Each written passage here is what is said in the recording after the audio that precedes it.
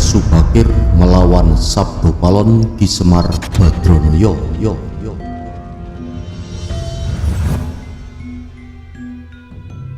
Sedulur-sedulur nasihat kehidupan misteri. Tak banyak orang tahu dan mengenal nama Syekh Subakir. Padahal Syekh Subakir adalah salah seorang ulama Wali Songo periode pertama yang dikirim Khalifah dari Kesultanan Turki Utsmaniyah, Sultan Muhammad I, untuk menyebarkan agama Islam di wilayah Nusantara.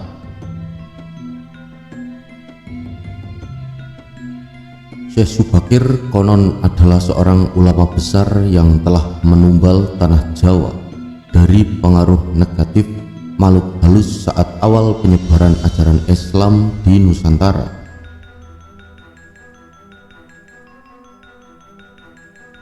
Kisahnya dimulai saat Sultan Muhammad I bermimpi mendapat wangsit untuk menyebarkan dakwah Islam ke tanah Jawa.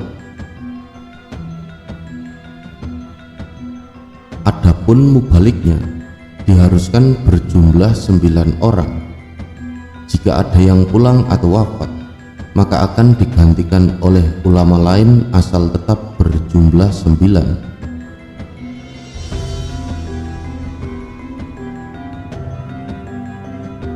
Sehingga pada waktu itu dikumpulkanlah beberapa ulama terkemuka dari seluruh dunia Islam.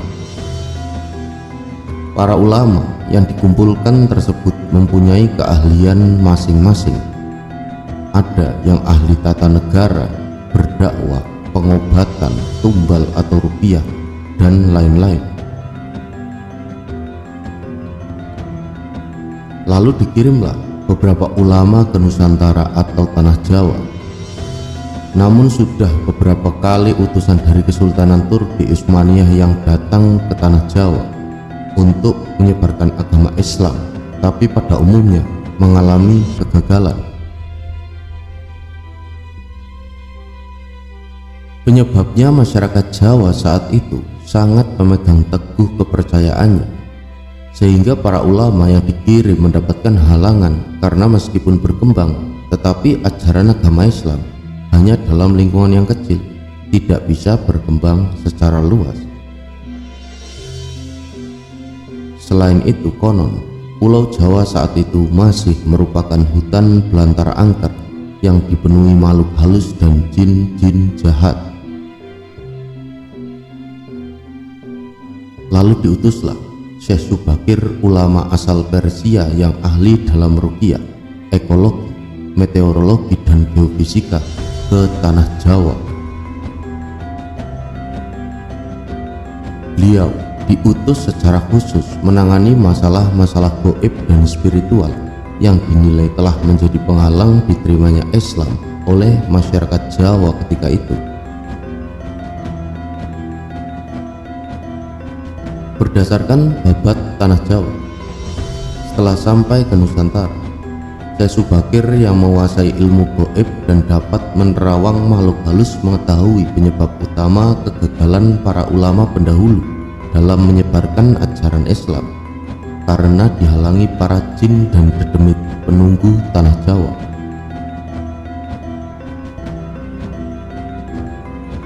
Para jin, dedemit, dan lelembut tersebut bisa merubah wujud menjadi ombak besar yang mampu menenggelamkan kapal berikut penumpangnya dan menjadi angin puting beliung yang mampu memporak-porandakan apa saja yang berada di depannya.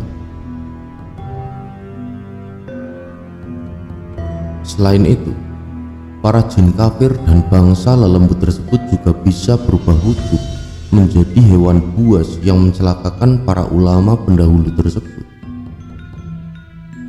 Untuk mengatasi hal tersebut, konon Syekh Subakir membawa batu hitam dari Arab yang telah dirajah. Lalu batu dengan nama Raja Aji Kolocokro tersebut dipasang di tengah-tengah tanah Jawa, yaitu di puncak Gunung Tidar, Magelang. Karena Gunung Tidar dipercayai sebagai titik sentral atau pakune tanah Jawa. Efek dari kekuatan gaib suci yang dimunculkan oleh batu hitam tersebut menimbulkan gejolak.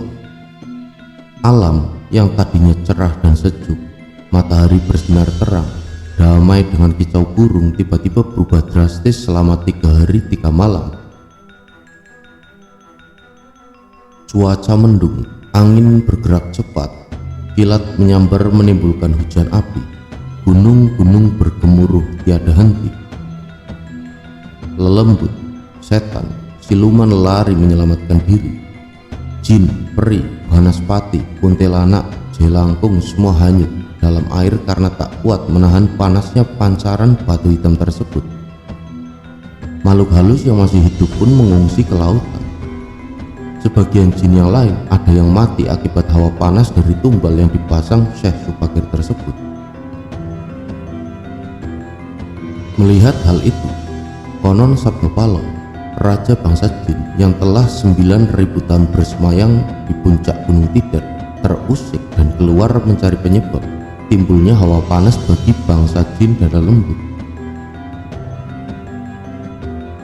Sabdo Palon lalu berhadapan dengan Syekh Subakir.